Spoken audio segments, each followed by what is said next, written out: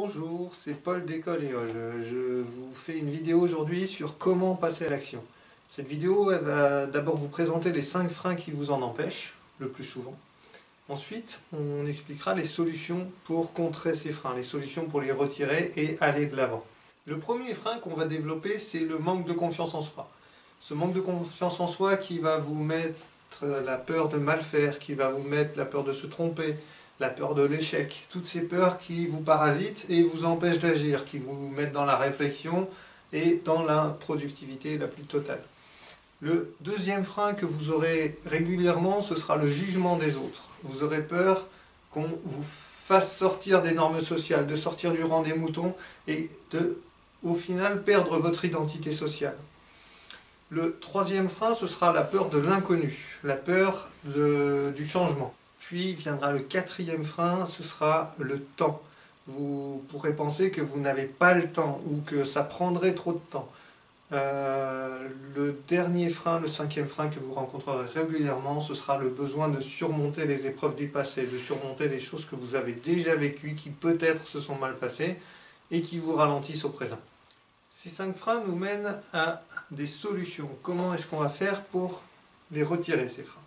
La première solution qu'on va envisager, c'est de sortir de sa zone de confort, d'accepter l'inconnu.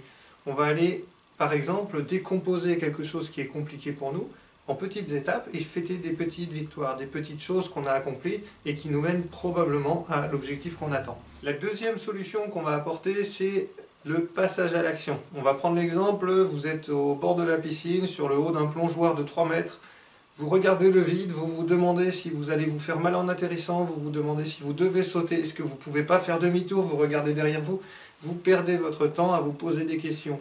Est-ce que si vous sautez simplement, ça ne va pas régler le problème, on n'en parle plus. Donc le passage à l'action, ce sera une chose importante. Je ne vous dis pas de partir à l'aventure sans savoir où vous allez, je vous dis juste qu'il y a un moment, on passe à l'action, on est sur le plongeoir, on saute, on plonge.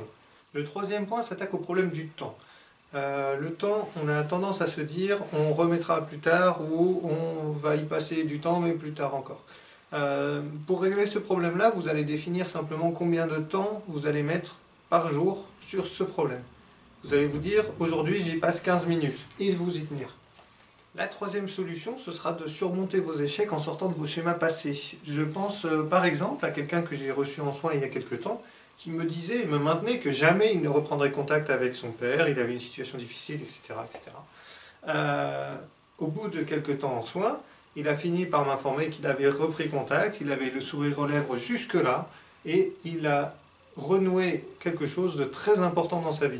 Donc vraiment, toutes les choses que vous imaginez pas capable de faire, faites en sorte de vous imaginer capable, et ensuite mettez en application, mettez en pratique. Le dernier point pour conclure, on va chercher à avoir un objectif clair, on va se donner des étapes pour y arriver. Quand on a à gravir une montagne, on ne cherche pas à aller au sommet directement, on ne prend pas après l'autre. Ensuite, on va se donner des objectifs motivants et réalisables.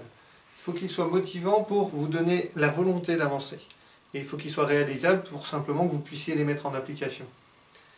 Et pour finir, on a le point le plus important, c'est quand vous avez donné des objectifs, quand vous vous êtes donné des étapes, vous vous y tenez et vous le faites.